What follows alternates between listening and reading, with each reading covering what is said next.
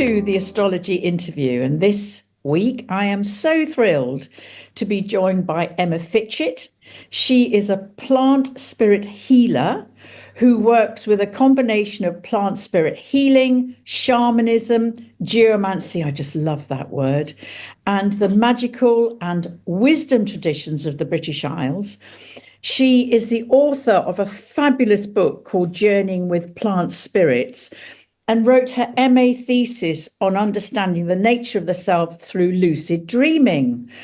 So, wow, that's quite a fistful there, Emma. I mean, obviously, I'm absolutely fascinated because I know that you love astrology kind of as much as I do, but we'll come to that a little bit later on. I just wanted to talk to you first about what plant consciousness means and how you talk about it as a philosophy of life. So let's start with that. Okay, well, firstly, thank you for inviting me onto your show. Much appreciated.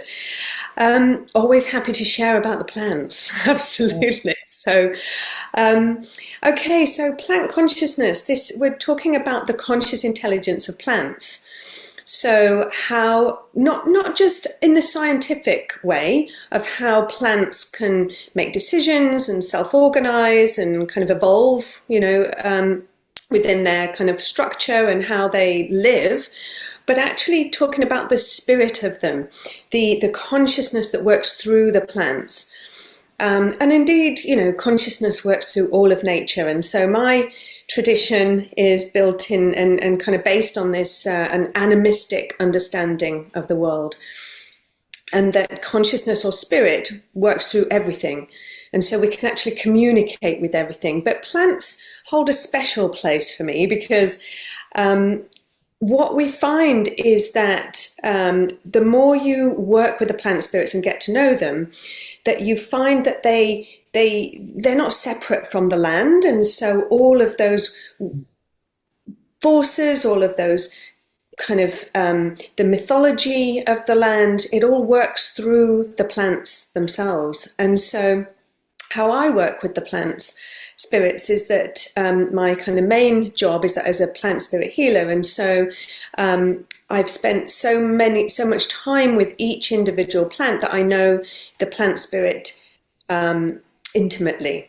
And so I know what it looks like, or at least how it appears to me. I know how it feels in my energy field. I know what jobs it can do. And so I work with a team of plant spirits to cleanse the energy field of my clients.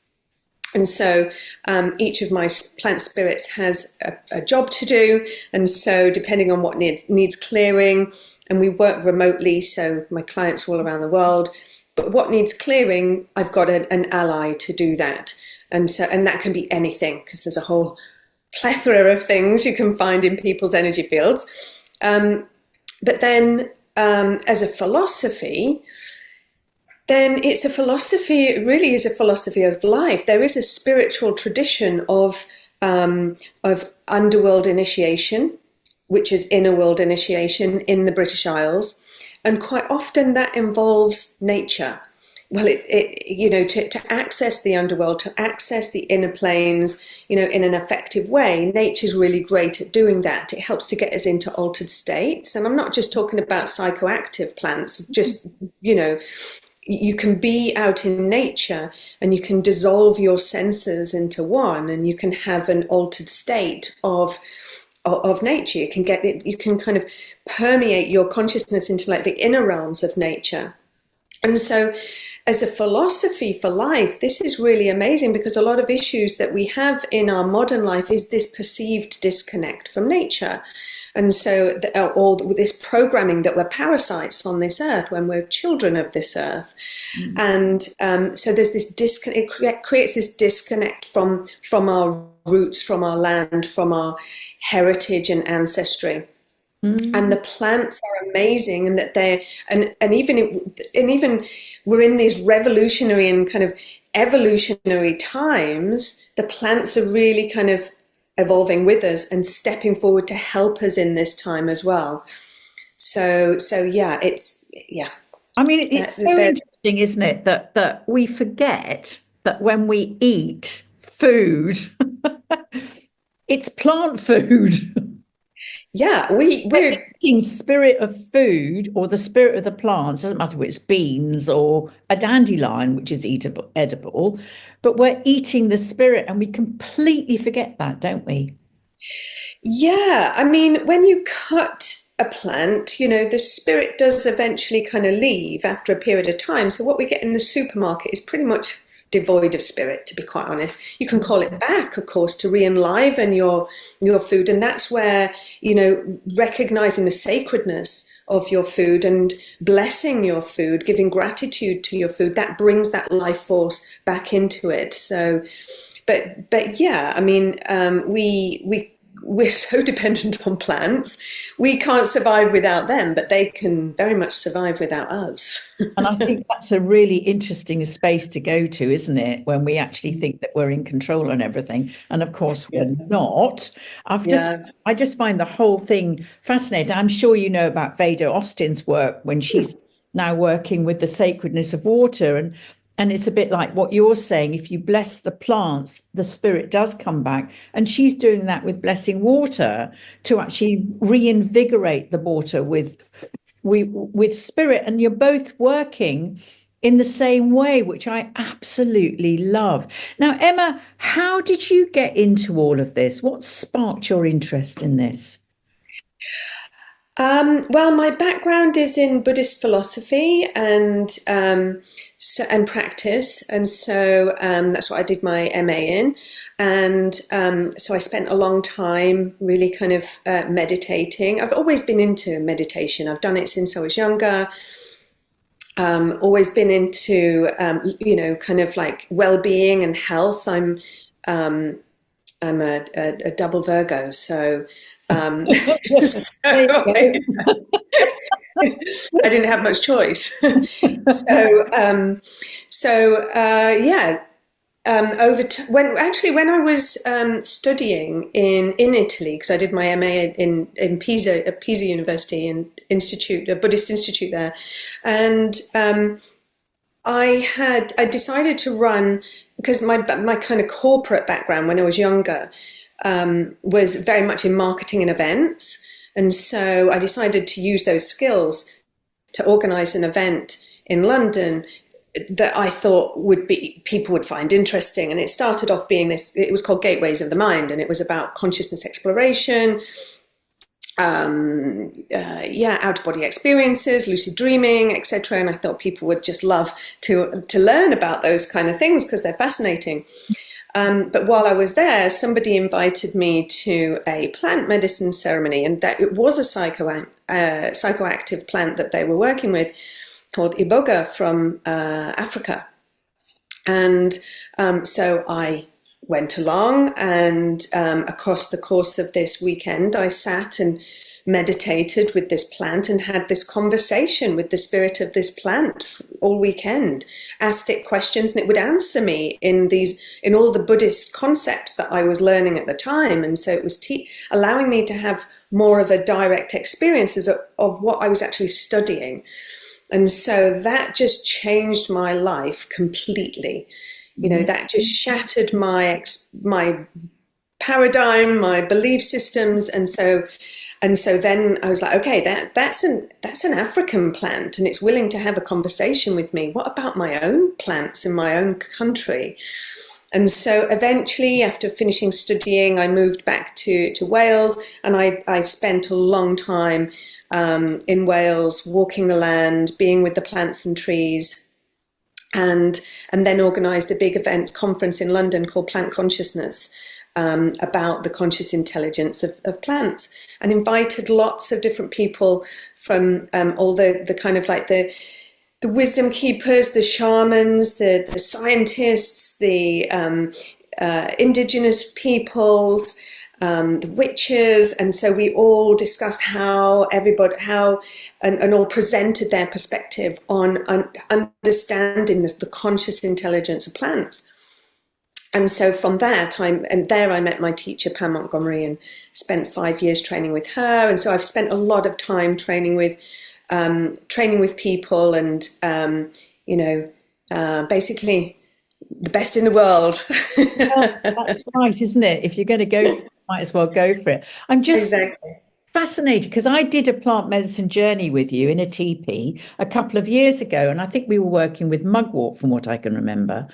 And I can this how you held ceremony, and so there was quite a lot of us in the teepee, but it was this very intimate experience, and each one of us were, I'm sure it was mugwort, invited to connect with mugwort, and each one of us had a very different but very similar experience of mugwort, and I found that fascinating. And mugwort spoke to me. Now, I haven't done a lot of working with plant spirit, the spirit of plants before that. So that completely started me off in a whole different vibe about looking at what's in the hedgerows. Yeah, And beautiful. Yeah. yeah, and seeing it and knowing that they're there wanting to communicate with us. Mm. And of course, being an astrologer, I'm working all the time with the planets and how the planets communicate with us. So, and I know you, as I said, you're into astrology. So, how do you feel that the planets communicate with the plants, and do you think they enhance the spirit of the plants to communicate with us? They can do. Okay, so okay, lots to say around this Yeah. actually. So when we try to understand a plant spirit, when we're getting to know a plant spirit, whether we are taking the essence, which is the vibratory resonance of the plant, or whether we are meditating with the live plant or tree, we're getting to know its frequencies. And so plant spirits, each plant has a bandwidth of frequencies, if you like. And so getting to know the architecture of those frequencies is how we get to understand and know the plants. And of course, through the doctrine of correspondences, you've got each plant has an association with a particular planet, because the qualities of the planet and the qualities, particular qualities of the plant, they resonate with each other. So the obvious one being, Venus and Venusian plants, like mugwort is a Venusian plant, the rose is the obvious Venusian plant, vervain, the apple tree. These are plants that hold the similar qualities as Venus. So Venus is a goddess. She is obviously about love and sexuality and abundance and kind of good stuff in life. And then there's the shadow side, obviously. But then you've got so these plant spirits who are associated with Venus, they work within that kind of goddess type field. And so, but some plants are associated with more than one planet, and they're associated with elements, and they're associated with animals and birds, and there are a whole kind of you can make up a whole kind of network or matrix of correspondences for one plant, which includes the planet.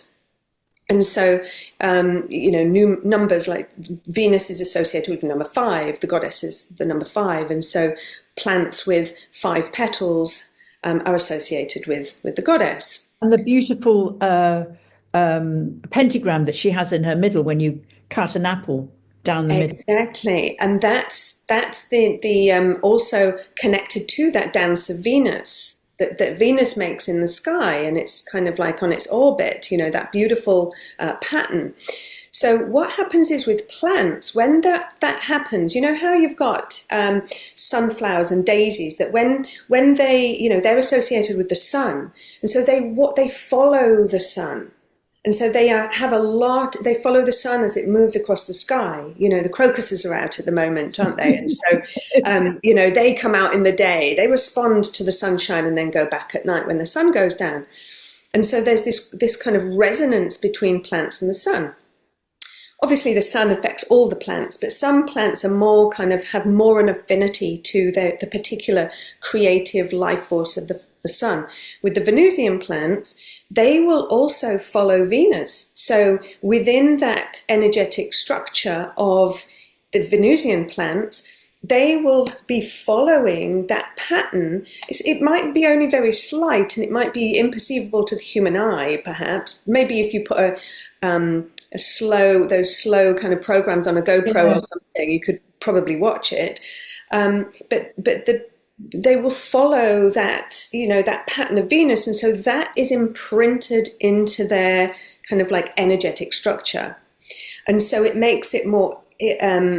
It makes it easier for you to kind of work with the qualities of the goddess through those Venusian plants because of that Venus planetary connection. And of course, if Venus is in retrograde, or then you will have more experiences that are congruent with a Venus retrograde underworld kind of experience of those Venusian plants.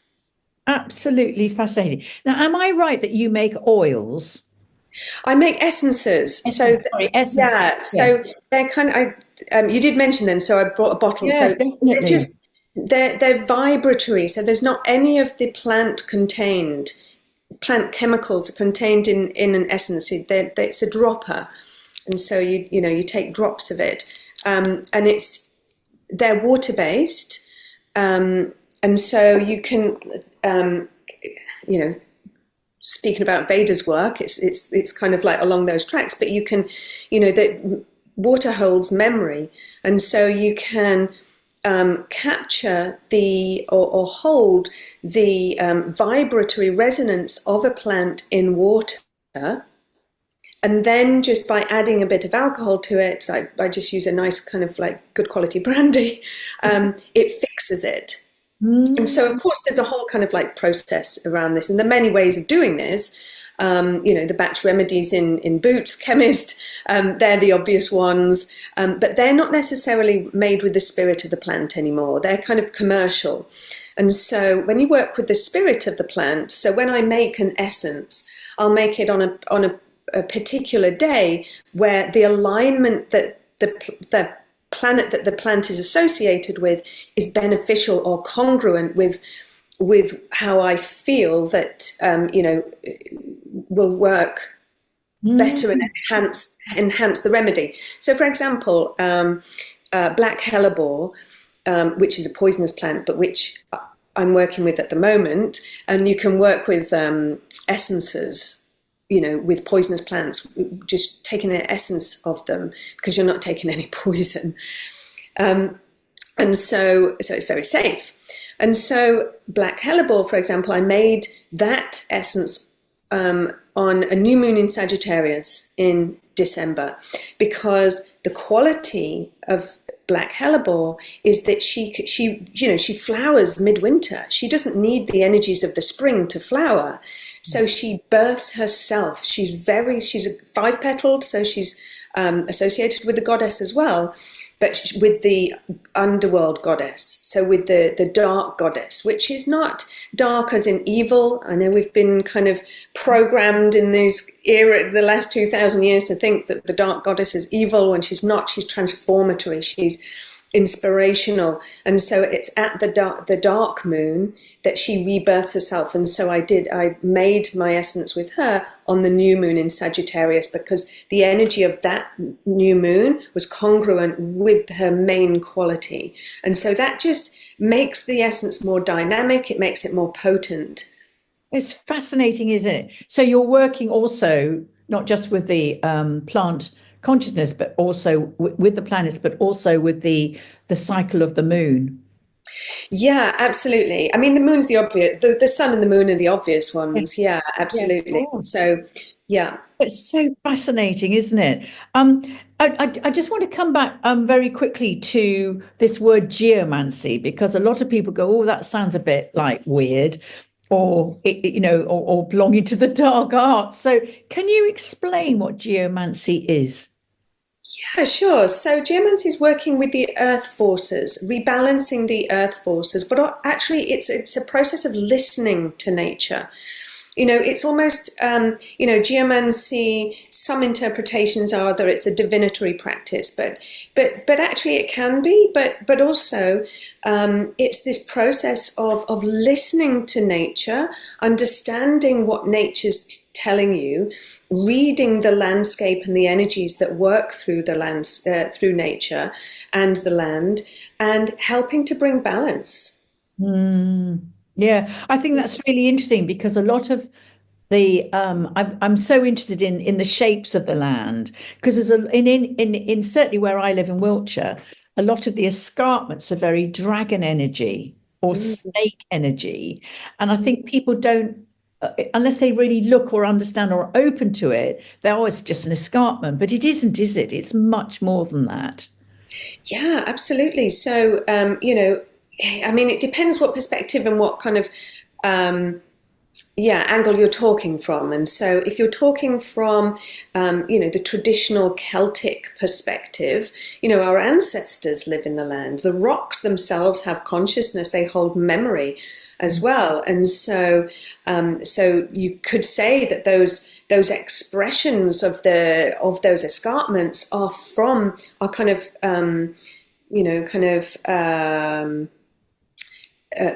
not, I don't want to say force, but they're influenced by the forces in the land, those dragon energies in the land. So the dragon energies can be literally dragons from the dragon realm, or it can be a way to understand the ley lines and the energies that run through the land.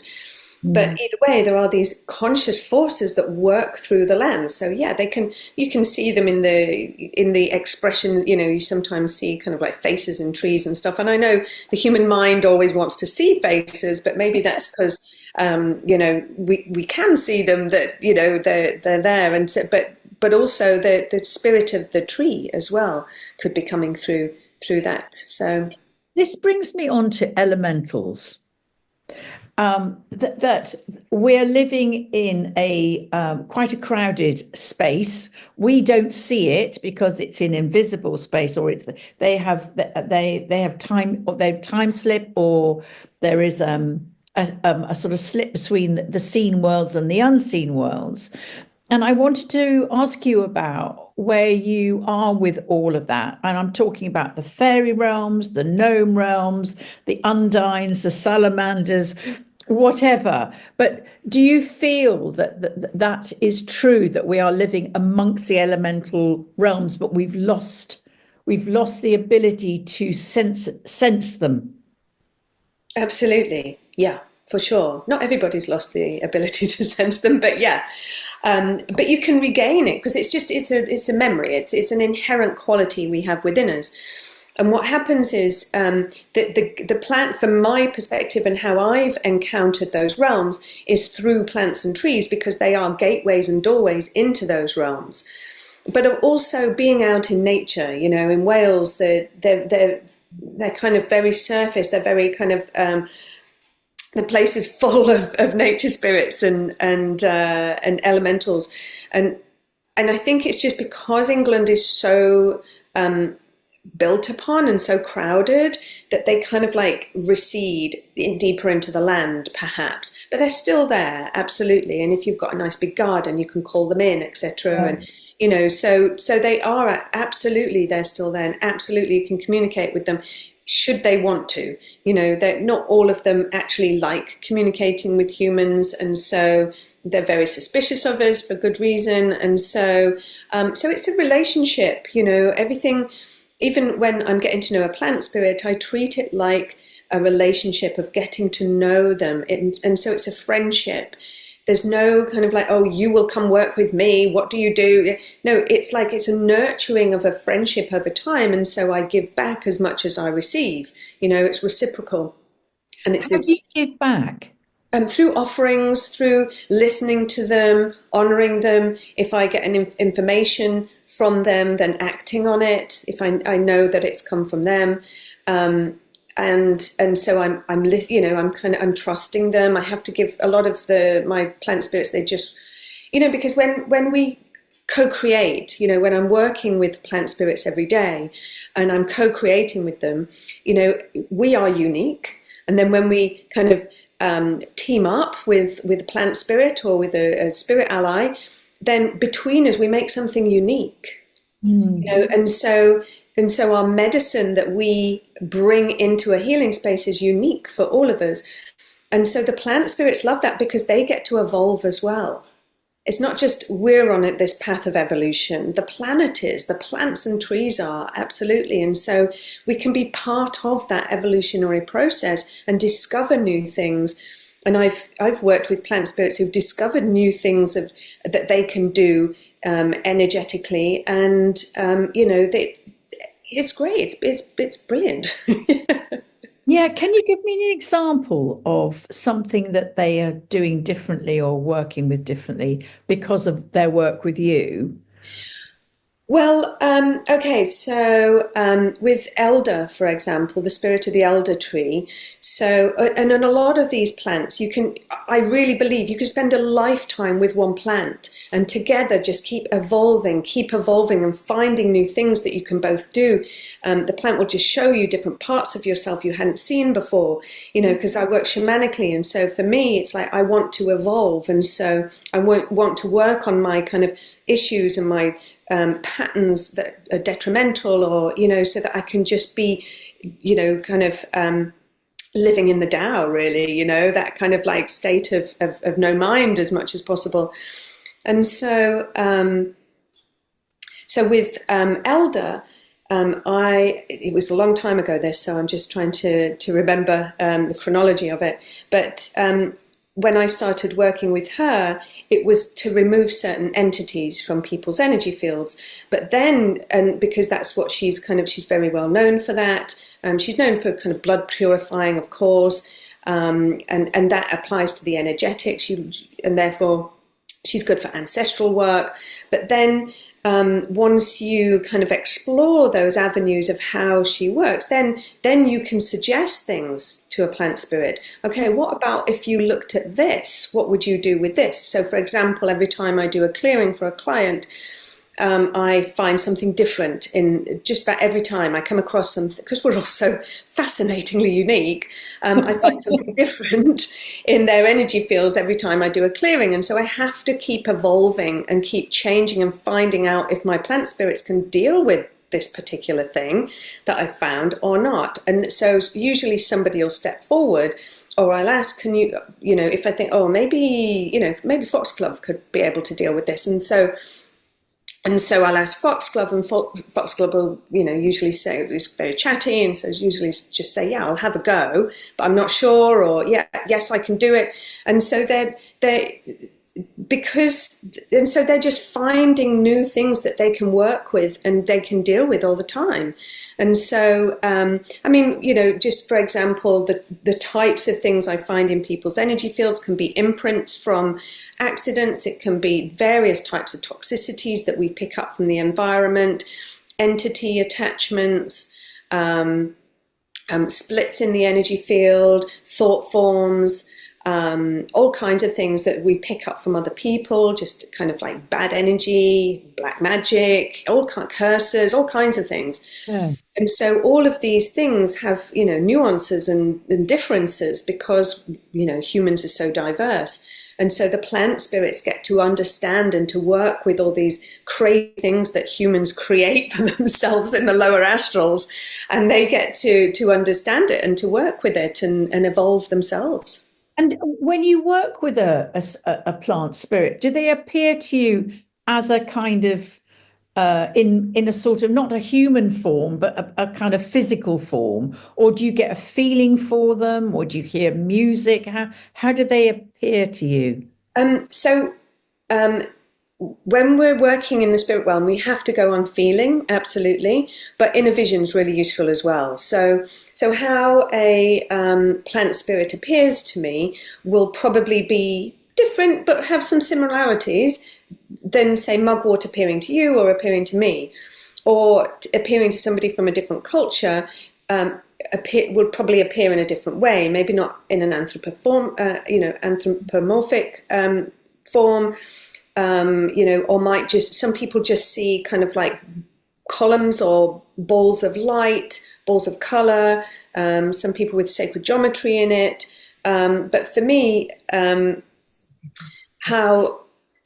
so my plants, they all appear differently. Some very much have a physical kind of like what looks like a physical form.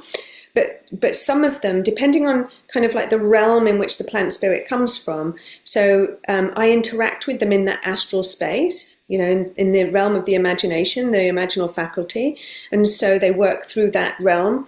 And so some plant spirits will just give me a form to work with so that they can come into that form and I can communicate with them. It becomes this interface. So Wow. it's called a telesmic image, where they will project an image themselves for me to connect with, to work with, so that we can communicate. And that could be anything. Sometimes it's quite surprising. It could be an animal. It could be anything. But there's a whole process of getting to know this. I spend a lot of time meditating with and doing shamanic journeys with and dieting with these plants in order to establish these really intimate and unique connections with them. Isn't it? I mean, it seems to me that plant consciousness is really taking off. That people, or in a certain sector, maybe not across the globe, but actually maybe. But there are a certain sector that are very unsympathetic to this. But I know you did a very successful Shift Network series with them, and it was a sellout. So, how do you see this whole concept of plant spirit healing going? I think it's only going to evolve. My teacher Pam Montgomery and I are running a course starting later this year, training people how to be plant spirit initiation facilitators or ceremonial plant spirit ceremonialists, because there's a certain way that working with initiations, where we set a container for 3 days and allow the plant, and we only consume that plant or tree for 3 days, and do all kinds of inner work and shamanic work to get to know the plant spirit, and receive the healing and teachings from it. This is the most profound way that I've encountered to working with plants, and not that many people do it. And to be able to do it really effectively involves a lot of quite a broad skill set. And so my teacher and I have designed this course to train people, because I can't actually hold enough plant initiations, because people, it's like there's this need, this hunger for deep connection, and that moment, that kind of first experience that people have, like my experience with iboga, but just with normal plants, because in sacred space everything becomes amplified anyway, and so you can create and carve out this space for people to have this profound experience with the plant spirits, and this direct experience, that when people are seen by the other realm, when they're seen by spirit and recognized and communicated with, it profoundly changes people. It's like they've come home. It's like this heart-opening experience that is, that people need it. That's what I'm feeling. And so it's only going to expand and increase this understanding. And actually, since I ran my I think it was 2014 that I first ran that conference in London. And, even though it was, we had about 350 people turn up to it, actually, a lot of people, it was a really far out concept for people. But over the 4 or 5 years that I ran that conference, it just became more and more mainstream, actually. And so then you can actually, most people have heard now of the concept, at least the concept that the plants have their own kind of consciousness and sentience, because of the scientific studies that have been done on them, especially around the trees. So it's becoming more and more, mainstream, I think. But when things become mainstream, they get really watered down. So we have to we have to really remain true to the plant spirits and listen to them. Like, how do they want to teach us? How do they want to? It can kind of turn into a textbook, can't it? Which is, that's useful, but it isn't what it's about. Yeah. It is Yeah. about personal experience. It's like astrology. You can learn the rudiments of how to read a chart, but it's only when you come together with the client that you actually really understand the nuances and how that client responds and to life. And that's how that particular planetary energy or whatever plays out. So it's really interesting, isn't it? And we in our Western world, we want structure. We want the rule book, don't we? And that's not what this is about. And that's why it's a good idea to have like a tradition to base it in rather than coming at it from this heady perspective. Like with as astrologers, you find your style. There's many different styles of astrology, aren't there? Oh, But gosh, yes. so then, and different types of astrology. So you pick the type of astrology that you would like to learning, whether it's evolutionary or mundane or financial or whatever, health astrology. And then you find a great teacher, and that's your structure. But Yeah. within that, there's an organic evolvement of your learning that you become the astrologer, but a unique one because you'll have your take on it, you'll have your understanding of it, and it's the same. But it takes time, It does. you know. And so it's like everything, you find how you want to learn about plant spirits. It might be in a witchy context, the witches might really appeal to you, or it might be shaman, it might be just purely through no tradition or the Celtic tradition, or you might find your own way. But it's really beneficial to find some kind of structure that appeals to you and that you resonate with, and then go deep with the plants and allow the plants to teach you. I'm sure you've allowed the planets to teach you. Oh, yes. The planets have consciousness as well, and so they will be. You're tuning into those frequencies of that planet, and it's kind of moving things within you. It's the same with the plants. We allow the plants to teach us. The plants have been my main teachers in life. And so I listen to them and allow them to heal me so that I can understand how they actually work.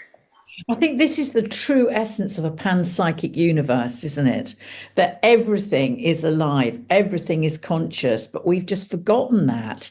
I Yeah. think, particularly in our Western world. I want to talk to you about the role of the ancestral healing because I'm really interested in that, and I know I've done a lot of shamanism in the past, and very very focused in on ancestral healing. So, how do you work with the plants and ancestral healing? And just say a little bit about your perception of ancestral healing. Yeah, okay. Well, I suppose it's best to define who the ancestors are to start with, and which aspect, Yeah. yeah, which aspect of ancestors you're going to be doing the healing with. And so there are, we've got our genealogical lineage, and so we've got our genealogical ancestors, and there are thousands of them, and so it can be quite overwhelming if you actually approach it like that. We've got our spiritual lineage, so we've got the ancestors of our spiritual traditions and lineages from other lives as well as this life. We've got the ancestors of like our collective ancestors, the ancestors of our kind of like our British Isles ancestors, if you like. There are the ancestors on a bit more of a kind of like a global scale, but then you've got you've got mythological ancestors as well, and so we've got connections to our ancient past, which dips back into that. What you mentioned earlier about the mythology of the British Isles, the elven realm. Yeah, the elven realm. Yeah, and so they could be potentially our original ancestors. That's kind of my understanding and from what I've learned. And so depending on what area of ancestors you want to work with, you would work with a particular plant or tree to access that particular level of consciousness. And so for example, when I moved to Wales, I have Welsh ancestry in Wales, and I'm probably the first, I think I was the first one in my family to move back to Wales since my grandfather left when he was young. And Wow.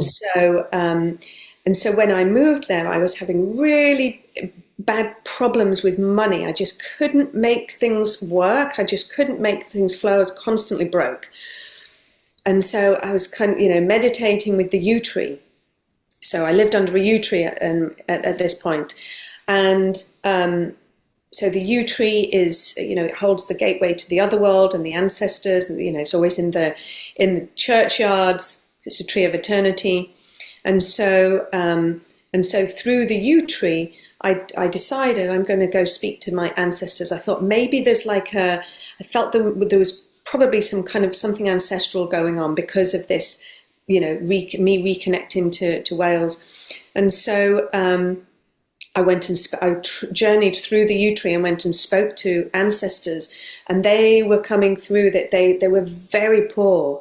This was like when my grandfather was young, he lived on the outskirts of Cardiff, and they had about 10 children, and they were really, really poor, and they were really, so some had to resort to to criminality perhaps just to survive. And so they were very ashamed about this. And so there was this blockage that I had to unpick through negotiation with them and talking to them and talking to them in a way that they can understand, not just from my modern mindset and perspective, but just and just to kind of to reconnect with them as a descendant, etc., and smoothed it all out, find out what the problem was and how where the blockages were, and just helped them directly to undo that. And then that just kind of like filters down the line to me at the end of the line, and things just start to balance and even out again. It's Emma, it's fascinating what we're carrying and we have no idea, or patterns that we're living out and we have no idea. But all the answers are around us. If only we just go, oh, Exactly. I'll look at the plants, or I'll go to the, astrology or whatever it is. And it's I think your work and Veda Austin's work and astrology, it feels like it's come back into the zeitgeist at this particular time because we need it. And I also think the plant medicines of mushrooms have come back as well, because they're also enabling us to have different understandings of who we are. And of course, people like Merlin Sheldrake's book and your book, it's all helping us to reconnect to the magic. Absolutely. And that's, magic. Most magical traditions come out of nature. They come out of these correspondences of nature. So we're working with natural magic all the time. Yeah. Well, we're not, because we've forgotten, but you're doing is reintroducing that. I think it's so special for what you're doing. So, Emma, how can people find you? And how can people find you, and what can you offer them? Well, you can find me at plantconsciousness.com. That's my kind of, that's a bit more of an older website actually, but my healing work still, goes through that. I am working to consolidate all things this year, but then I've got another, my school, my training and teaching school is the School of Natural Esoterics, and that is naturalesoterics.org. And all my courses, you can sign up to a newsletter, and all of my courses and online courses. I do new moon group, a new moon circle, where we talk about the new moon, and then we talk about a plant spirit that we could potentially be working with from that new moon. Because to start working with a plant spirit on a new moon is great. So it's a community gathering for complete beginners as well as advanced people. I do online classes, webinars and things, but it's all in the newsletter. Yeah. Okay, so if somebody is very new to this, what would you say to them? I would probably say buy some essences, do a plant communication course, and start to and cleanse yourself. Detoxing is really important. We have to detox, because when we're dealing with the plant spirits, we're dealing in the subtle realms. If you're jacked up on coffee, then you kind of like your energy, your nervous system is too kind of like hyper in order to be able to sink into that kind of like the deeper space of the plant spirit. So I would detox, and also, you know, cleanse the energy field, because our energy fields can be very toxic. We live in a very toxic world. And so cleansing, just having a psychic hygiene protocol is really important. So look after your energy field, look after your body, and then you're more of a kind of a blank canvas for the plant spirits to come in and work with you. Work with essences. Essences are great because they are the bioresonance of the plant. So consciousness is frequency, and so the consciousness of the plant spirit can work through essences really well, vibratory resonances. That's why I particularly work with essences. So buy some essences or drink some beautiful tea of the plant if it's edible, and meditate with it. Or once the weather's a bit better, get outside and just be with the trees, just being in nature, and just kind of finding some techniques to tune in to that, those subtle realms. I think also what struck me so much when you were talking about, you know, detox, actually, it comes with a health warning, doesn't it? Because this is a life-changing thing to engage in. That's my experience of astrology, not just for me, but also for people who get involved in astrology, because suddenly you're seeing life very differently. And I would imagine that people who step into plant medicine, spirit medicine, consciousness, and suddenly they may need to make changes in their lives if they really want to pursue this. Is that right? Yeah, I would say. I mean, you have to.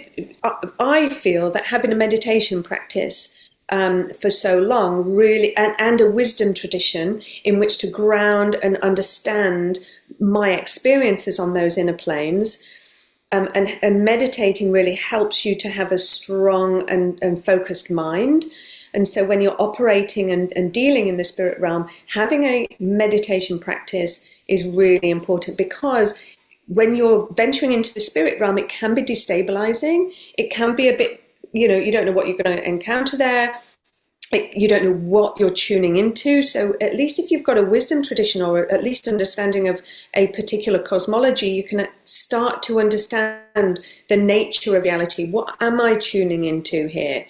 You know, so that we can, because the spirit world is a massive, massive place. And so it's good to have some kind of map and navigation Yeah. system. You know? And I would imagine a mentor like you would be very helpful, or somebody who knows actually what they're doing. Yeah, Yeah. yeah, very Yeah. much. Yeah, Because it can get scary if you're suddenly tuning into stuff and you're thinking, I have no idea what I'm doing here, help. So it is yeah. about finding mentors, isn't it? And as you say, really tuning into the right kind of mentorship that works for you. And each one will have something, a different need. Yeah, Absolutely. and I think one of the important things is to make sure that you learn kind of like safety precautions. You know, not just launching yourself into those spaces, Yeah. but actually learning how to do it safely and effectively, and in a grounded way. The more grounded we are, the more effective we are in that space. Yeah. So. So yeah, there are lots of kind of like techniques and ways of and things that we need to know from you know, esoteric lore that we could really do with understanding before we're kind of venturing into those spaces. So yeah. Oh God, Emma, I could talk to you for hours. This is so interesting. Thank you so much. And just a last piece of advice for anyone that's out there going, actually, is this nuts or not? Well, you know, I always say, you know, don't believe me. Just go and have experience yourself. Try it. You Yeah. know, um, just because you don't understand something or haven't had an experience of it doesn't mean it's not true. And you know, so yeah, just direct experience. That's the only way. Absolutely brilliant. Thank you so much, Emma. Oh, And my pleasure. I'll put obviously all Emma's contact details in the box below this video. So bye for now, Emma. Thanks so much. Thank you.